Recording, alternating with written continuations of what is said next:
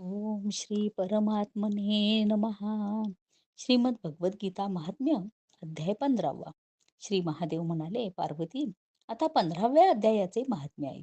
गौड देशात कृपान नरसिंह नावाचा एक राजा होता.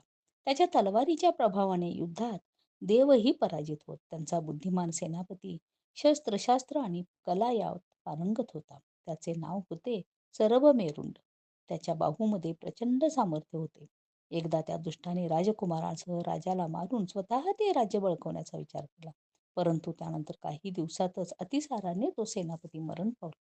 पुढे पूर्वकर्माप्रमाणे त्याला घोड्याचा जन्म झाला प्राप्त झाला. त्याचे पोट शरीराच्या पातळीत सपाट होते. घोड्याच्या लक्षणांचे उत्तम ज्ञान असणाऱ्या एका वैश्याच्या मुलाने पुष्कळ किंमत देऊन तो विकत घेतला आणि कृपानं नरसिंहाला देण्यासाठी प्रयत्नपूर्वक राजवाड्याजवळ आणला. द्वारपालाने राजाला राजवाड्याच्या दाराशी वैश्यपुत्र आल्याची सूचना दिली. वैश्यपुत्र आत आल्यावर राजाने विचारले, काय काम आहे? वैश्यपुत्र म्हणाला, महाराज, सिंधू देशात एक उत्तम लक्षणांनी युक्त घोडा होता. तो त्रैलोक्यातील एक रत्न समजून मी पुष्कळ किंमत देऊन खरेदी केला. राजा म्हणाले, त्याला आत आण. तो घोडा गुणांच्या दृष्टीने उच्च श्रव्यासारखा होता. सारे सौंदर्य जणू त्याच्यात एकवटले होते. सर्व शुभ लक्षणांचा तो सागर होता. वैश्याने तो घोडा आत आणल्यावर राजाने पाहिला. अश्वलक्षणे जाणणाऱ्या अमात्यांनी त्याची खूप प्रशंसा केली. त्यामुळे राजालाही आनंद झाला आणि त्याने वैश्याने सांगितलेली किंमत देऊन तो तत्काळ खरेदी केला. काही दिवसानंतर एकदा राजा शिकार करण्यासाठी त्या घोड्यावर स्वार होऊन अरण्यात गेला. तेथे हरणांच्या कळपामागे राजाने घोड्याला पिटाळले. त्यांच्या मागे जाता जाता राजा फार लांब गेला. त्यामुळे मागाहून येणाऱ्या सैनिकांची आणि त्याची ताटात उडली. राजा तहानेने व्याकुळ झाला होता. त्यामुळे तो घोड्यावरून उतरला. घोडा एका झाडाला बांधला आणि राजा एका उंच शिळेवर पाणी कोठे दिसते का हे पाहण्यासाठी चढला. त्याच शिळेवर कोठून तरी वाऱ्याबरोबर उडत आलेले एक पान त्याला सापडले. त्या पानावर गीतेच्या 15व्या अध्यायातील कोणता तरी अर्धा श्लोक लिहिलेला होता.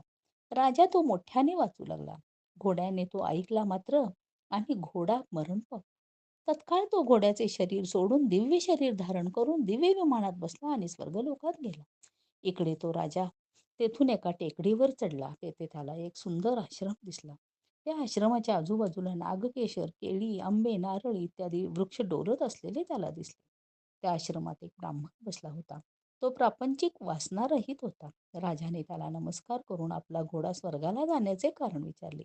राजाचा प्रश्न ऐकून त्रिकालदर्शी मंत्रज्ञ आणि महात्मा अशा त्या विष्णू शर्मा नावाच्या ब्राह्मणाने सांगितले, राजा, पूर्वी तुझा सर्वमेरुंड नावाचा जो सेनापती होता त्याने पुत्रांसह तुला ठार मारायचे ठरवले होते, परंतु लवकरच तो अतिसारामुळे मरण पावला. परंतु तुला मारण्याचा विचार करण्याचे जे त्याने पाप केले होते, त्यामुळे तो घोडा झाला. येथेच कुठेतरी गीतेतील 15व्या अध्यायातील एक श्लोकार्ध लिहिलेले पान पडले होते. ते तुला मिळाले. तू तो श्लोक मोठ्याने वाचताना घोड्याने ऐकलंय आणि त्या पुण्याईने घोडा स्वर्गाला गेला.